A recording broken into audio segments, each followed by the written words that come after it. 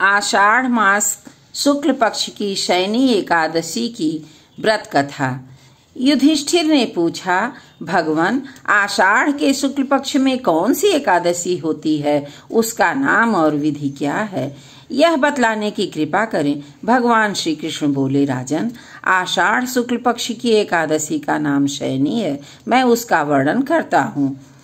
वह महान पुण्यमयी, स्वर्ग एवं मोक्ष प्रदान करने वाली, सब पापों को हरने वाली तथा उत्तम व्रत है। आषाढ़ शुक्ल पक्ष में शयनी एकादशी के दिन जिन्होंने कमल पुष्प से कमल लोचन भगवान विष्णु का पूजन तथा एकादशी का उत्तम व्रत किया है, उन्हें तीनों लोकों और तीनों सनातन देवताओं का पूजन कर लिया। हरिशयनी एकादशी के दिन मेरा एक स्वरूप राजा बलि के यहाँ रहता है और दूसरा क्षीर सागर में शेषनाग की शैया पर तब तक शयन करता है जब तक आगामी कार्तिक की एकादशी नहीं आ जाती। अतः आषाढ़ शुक्ला एकादशी से लेकर कार्तिक शुक्ला एकादशी तक मनुष्य को भली भांति धर्म का आचरण करना चाहिए। जो मनुष्य इस व्रत का अनुष्ठान करता है वह परम गति को प्राप्त होता है। इस कारण यत्न पूर्वक इस एकादशी का व्रत करना चाहिए। एकादशी की रात में जागरण करके शंख चक्र और गदा धारण करने वाले भगवान विष्णु की भक्ति पूर्वक पूजा करनी चाहिए।